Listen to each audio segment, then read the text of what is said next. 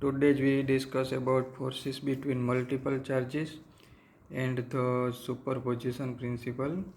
हमने previous lecture में Coulomb's के लॉ के बारे में डिस्कशन किया। हम जानते हैं कि अगर वैक्यूम में दो चार्जेस रखा हो तो उनके बीच में लगने वाले फोर्स के बारे में हमें कूलम्ब्स के लॉ से इंफॉर्मेशन मिलती है। लेकिन अगर कोई सिस्टम में दो से ज़्यादा चार्ज हो, यानी कि यहाँ मैंने फिगर में बताया है, ये एक Q1 चार्ज है, ये टेस्ट चार्ज मान लो, इस पर लगने वाले फोर्स के बारे में हम जानना चाहते हैं। और यहाँ दूसरा चार्ज है Q2, तो Q2 की वजह से Q1 पर लगने वाला फोर्स हम कूलम्ब्स के लॉ से डिफाइन कर सकते हैं। लेकिन अगर ये सिस्टम में कोई ये तीसरा चार्ज Q3 होगा तो ऐसे केस में Q2 और Q3 दोनों चार्ज ये Q1 पर फोर्स लगाते होंगे।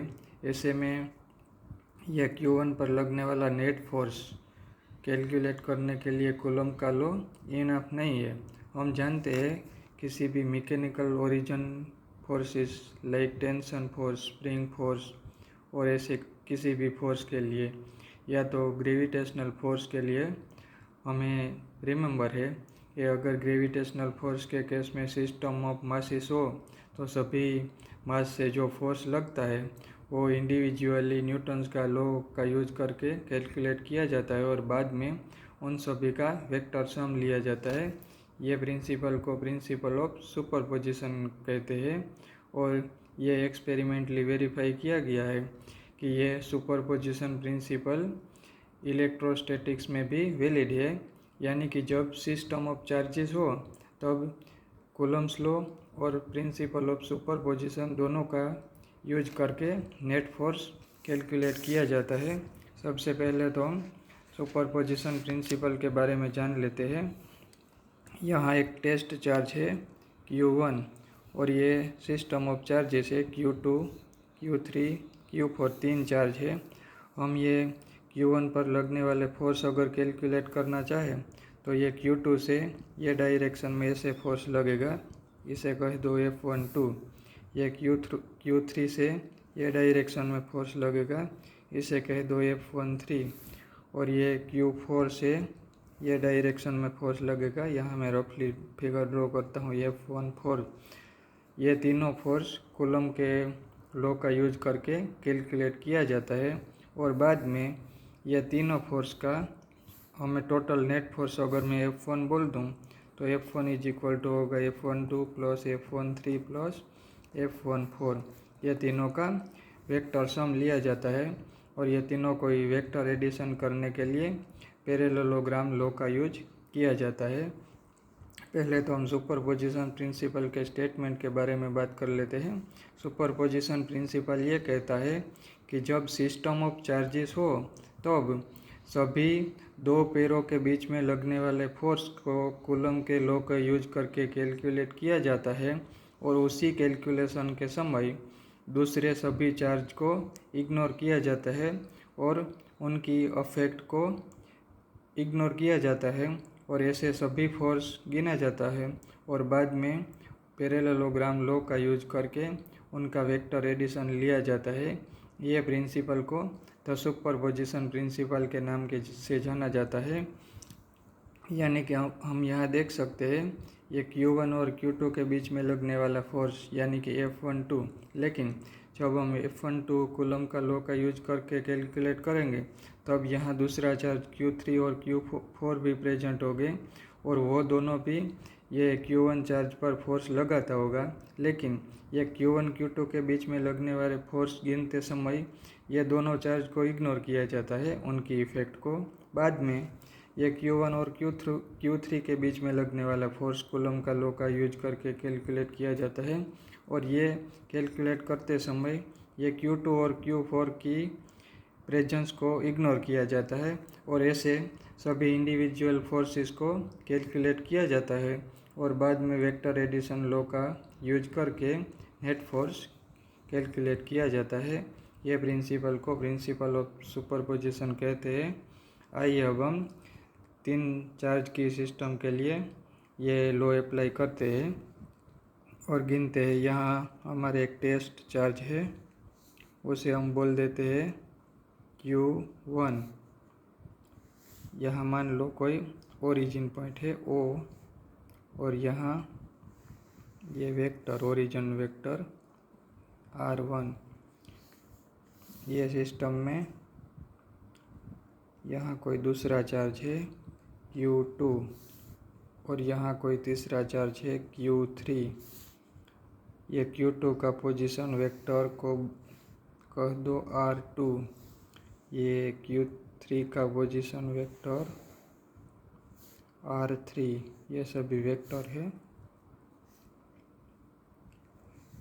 अब हम कूलम्ब्स लॉ और प्रिंसिपल ऑफ सुपरपोजिशन का यूज करके ये सिस्टम ऑफ चार्जेस के फोर्स कैलकुलेट करते हैं।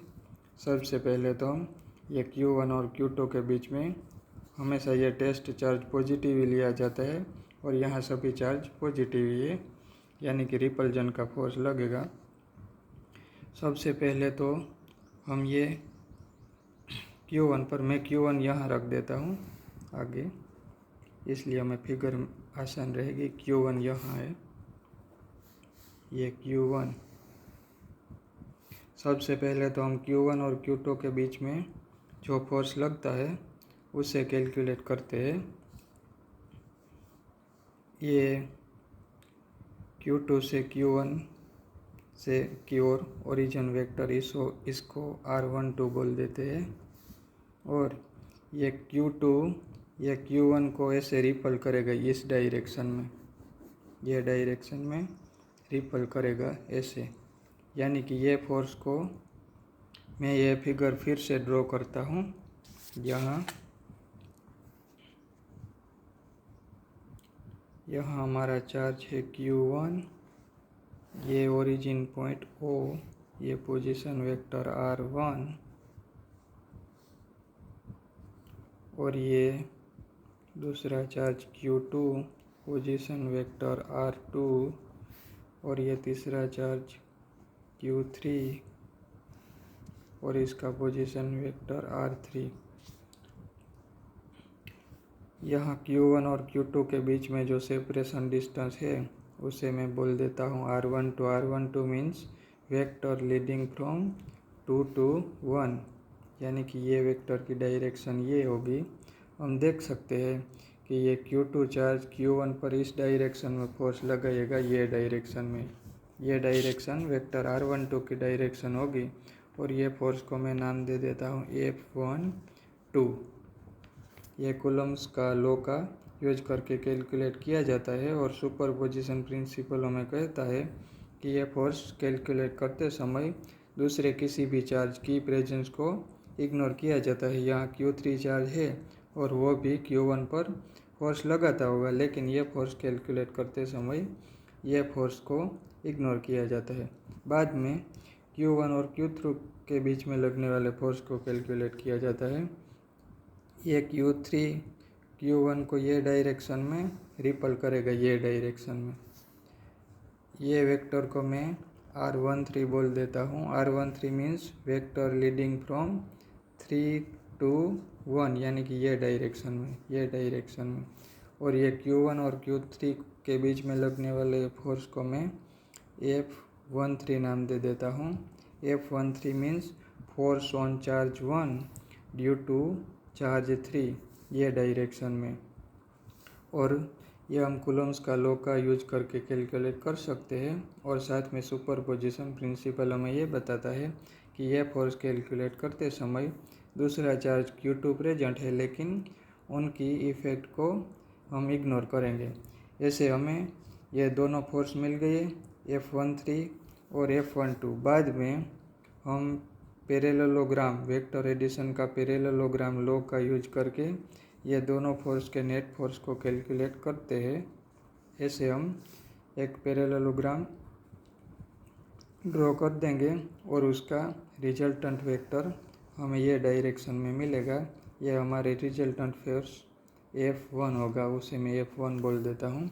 यानी कि resultant force F1 is equal to F13 plus F12 plus F13 is equal to F12 means force on charge 1 due to tube 1/4 pi epsilon 0 Q1 Q2 upon R12 square R12 direction में plus 1/4 pi epsilon 0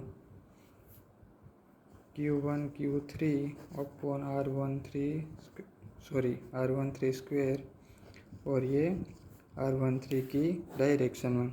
यानी कि ऐसे ही हम system of charges में भी force calculate कर सकते हैं। बस ऐसे ही हम प्रिंसिपल ऑफ सुपरपोजिशन और कूलम्स के लॉ के यूज करके मल्टीपल चार्जेस के फोर्स कैलकुलेट कर सकते हैं। मान लो कि यहाँ एक चार्ज Q1 है, ये हमारा टेस्ट चार्ज है, यहाँ ओरिजिन पॉइंट O है और ये सिस्टम में मेनी चार्जेस है। मान लो कि यहाँ चार्ज Q2 है, तो ये Q2 ये डायरेक्शन में फोर्स लगाएगा, ये डायरेक्शन में। ये हम कूलम्स का लॉ का यूज करके कैलकुलेट कर सकते हैं। और यहाँ जो प्रेजेंट हो गए और सभी charges Q2 Q3 Q4 Q5 and so on, ये सभी के फोर्स अनअफेक्टेड रहेंगे और उनको इग्नोर कर देंगे। बाद में कोई तीसरा चार्ज है यानी Q3, ये Q3, तो ये Q3 ये डायरेक्शन में फोर्स लगाएगा, ये डायरेक्शन में। और उस समय हम और सभी चार्जेस के फोर्स को इग्नोर कर देंगे। यहाँ मान लो कि कोई चार्ज है Q4, ये Q4 ये डायरेक्शन में फोर्स लगाएगा। यहाँ कोई चार्ज है Q5, ये डायरेक्शन में फोर्स लगाएगा। ये उसको हम नाम दे देते हैं F12, ये फोर्स F15, ये फोर्स F14, ये force F13 and so on. मान लेते हैं यहाँ Qn चार्ज है, तो ये चार्ज ये डायरेक्शन में Fn फोर्स लगाएगा। ऐसे हमें कूलम्स के लॉ का यूज करके सभी फोर्स मिलते हैं। बाद में ये सभी फोर्स का वेक्टर एडिशन लिया जाता है। वेक्टर एडिशन लेने के लिए दो वेक्टर का एडिशन किया जाता है पैरेललोग्राम फॉर्म करके। यहाँ ये दो वेक्टर है F13 और F14, तो उसका यूज करके ऐसे एक फाइनल पैरेललोग्राम फॉर्म होगा और ये हमें रिजल्टेंट वेक्टर ये डायरेक्शन में मिलेगा। ये डायरेक्शन F13 प्लस F14 की होगी, F13 प्लस F14, यहाँ में वेक्टर के साइन ये वेक्टर होगा। ऐसे हमें एक वेक्टर मिल गया। बाद में ये रिजल्टेंट वेक्टर और ये वेक्टर को यहाँ मैं रफली ड्रॉ करता हूँ। ये दोनों को जॉइंट करके ऐसे एक पैरेललोग्राम फॉर्मेशन किया जाएगा और ये हमें ऐसे एक रिजल्टेंट वेक्टर मिलेगा। ये रिजल्टेंट वेक्टर होगा F13 प्लस F14 प्लस ये फोर्स F15। बाद में ये वेक्टर और ये वेक्टर दोनों को जॉइंट करके ऐसे एक पैरेललोग्राम फॉर्म होगा और हमें एक ऐसे रिजल्टेंट वेक्टर मिलेगा। ये रिजल्टेंट वेक्टर यानी कि F13 plus F14 plus F15 plus और ये फोर्स Fn, ये हमें फाइनल एक वेक्टर मिला। और बाद में उसको ये F12 को मैं ऐसे और ये ऐसे जॉइंट कर देते हैं और ऐसे एक पैरेललोग्राम फॉर्म हो जाएगा ऐसे। और बाद में हमें ये नेट फोर्स यानी कि F1 मिलेगा, जो F12 F13 F14 F15 और Fn, ऐसे हमें सभी मल्टीपल चार्जेस का फोर्स मिलता है और ऐसे हम कैलकुलेट कर सकते हैं। और अगर हमारा टेस्ट चार्ज Q1 है, उस पर लगने वाले फोर्स को मैं F1 कहूँ, तो ये F1 सभी चार्जेस के फोर्स F12 यानी कि 2 से 1 पर लगने वाला फोर्स, ये सभी वेक्टर हो गए F13 plus F14 and so on. ऐसे F1n ऐसे होगा और उसे मैं कॉलम्स के लॉ के यूज करके डिफाइन कर सकता हूँ। F12 means force on 1, U2 2, Q1 Q2 उनके बीच का सेपरेशन R12 उसका square vector unit vector R12। ऐसे F13 1/4 पाई epsilon 0 Q1 Q3 upon R13 square और उनकी डायरेक्शन प्लस F14 1/4 पाई epsilon 0 Q1 Q4 upon R14 square और उनकी डायरेक्शन प्लस Fn 1/4 पाई epsilon 0 Q1 Qn upon R1n square और उनकी direction R1n। ये सभी में से 1/4 पाई एप्सिलॉन 0 और Q1 जो हमारा टेस्ट चार्ज है उसे मैं कॉमन ले लेता हूँ, तो F1 इज इक्वल टू होगा 1/4 पाई एप्सिलॉन 0। U1 भी यहाँ मैं कॉमन ले लेता हूँ, तो ये होगा Q2 upon R12 square unit vector R12 वत्ता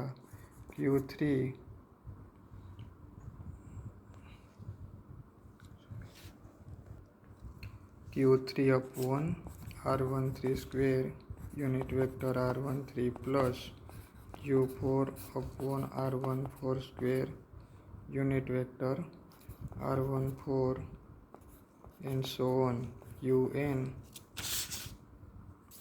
upon R1n square unit vector R1n। ये मैं सिग्मा का यूज करके ये नोटेशन ऐसे भी लिख सकता हूँ। F1 resultant force is equal to Q1 upon 4 pi epsilon 0 sigma I is equal to 2 से n Q I upon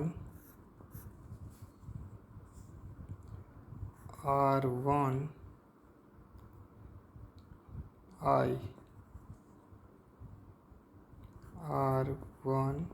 I मैं ऐसे भी सिग्मा नोटेशन का यूज करके लिख सकता हूँ।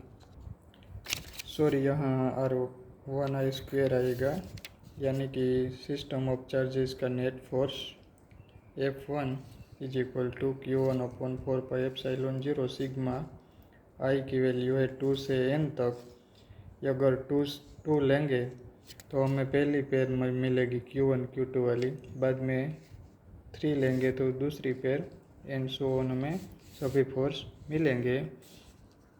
ये सारा का सारा इलेक्ट्रोस्टैटिक्स कूलम्ब्स लॉ और प्रिंसिपल ऑफ सुपरपोजिशन की ही कॉन्सिक्वेंस है, यानी कि सारे के सारा इलेक्ट्रोस्टैटिक्स कूलम्ब्स लॉ और प्रिंसिपल ऑफ सुपरपोजिशन के बेस्ड ही है।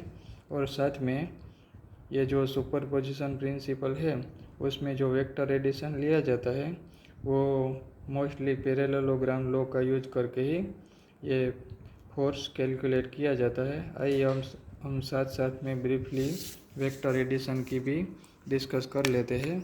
हम वेक्टर एडिशन के लिए जानते हैं वेक्टर एडिशन किसी दो वेक्टर को ऐड करने के लिए हम या तो ट्रायंगल लॉ का यूज करते हैं या पैरेललोग्राम लॉ का यूज करते हैं। ट्रायंगल लॉ अगर दो वेक्टर के इनिशियल पॉइंट सेम ना हो तो ऐसे केस में यूज किया जाता है। ये हमें यहाँ तो कोई यूजफुल नहीं होगा, लेकिन हम उसकी डिस्कस कर लेते हैं। ऐसे कोई एक वेक्टर है, यानी वेक्टर ए, ये उसका टेल यानी कि इनिशियल पॉइंट और ये इनकी टिप या हेड है, और ये कोई एक दूसरा वेक्टर है बी, और दोनों का अगर इनिशियल पॉइंट सेम ना हो तो ऐसे केस में ये वेक्टर ए, ऐसे ये इनका टेल और ये इनकी हेड, ऐसे वेक्टर ए, और बाद में ये दूसरा वेक्टर है। अगर ये वेक्टर ऐसा हो तो ऐसे केस में ये वेक्टर को यहाँ रखा जाता है, ये वेक्टर बी, इनका ये इनिशियल पॉइंट और ये फाइनल पॉइंट, यानी कि ट्रायंगल लो में ये पहला वेक्टर और पहले वेक्टर की टिप पर यानी कि उनके हेड पर दूसरे वेक्टर की टेल को रखा जाता है और ये से दोनों वेक्टर को रखा जाता है। और अगर ऐसे में रखा जाए तो पहले वेक्टर की टेल और दूसरे वेक्टर का हेड ये दोनों को अगर ज्वाइंट कर दे और पहले वेक्टर की टेल से दूसरे वेक्टर के हेड की ओर हमें एक ट्रायंगल फॉर्म कर दे और ये डायरेक्शन में पहले वेक्टर की टेल से दूसरे वेक्टर की टिप की ओर की डायरेक्शन में हमें एक वेक्टर मिलेगा। ये दोनों का रिजल्टेंट वेक्टर होता है, उसको हम आर बोल देते हैं, यानी कि R is equal to A plus B. ऐसे भी हम फाइनल वेक्टर को ऑप्शन कर सकते हैं, लेकिन ये ऐसे केस में यूजफुल है जिसमें दोनों वेक्टर के इनिशियल पॉइंट सेम ना हो। लेकिन हम जानते हैं कि सिस्टम ऑफ चार्जेस के केस में हमें जो सभी फोर्स मिलेंगे कूलम के लॉ को यूज करके, उसमें हमारा टेस्ट चार्ज Q1 तो एक ही होगा और इसलिए किसी भी वेक्टर फोर्स जो मिलेगा ये सभी का एक पॉइंट यानी इनिशियल पॉइंट तो सेम ही होगा।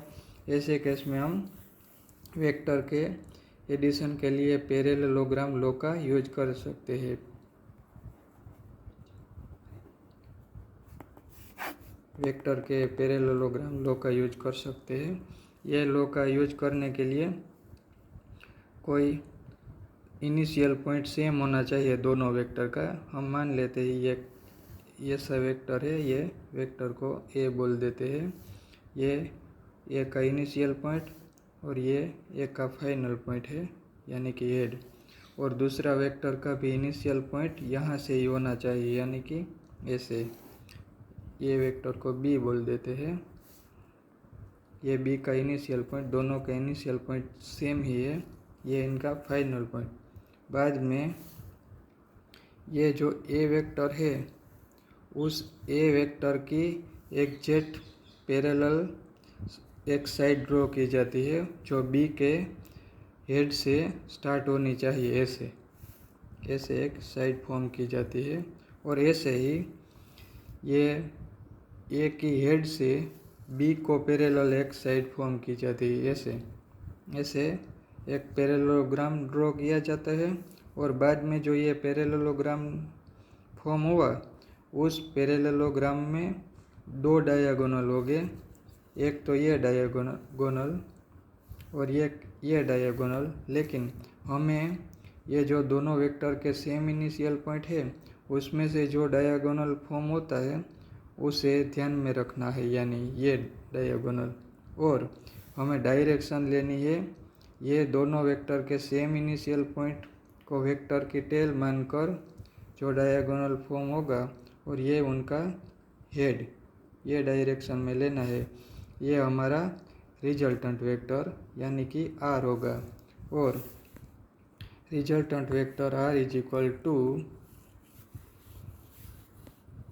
ये उनका magnitude is equal to A square plus B square plus 2ab cos theta ऐसे दिया जाता है। और सारा का सारा अंडर रूट में ये थीटा, ये वेक्टर ए और बी के बीच में जो एंगल होता है वो थीटा है और ये रिजल्टेंट वेक्टर का मैग्नीट्यूड है, दोनों वेक्टर के square plus 2ab cos theta और सारा का सारा अंडर रूट।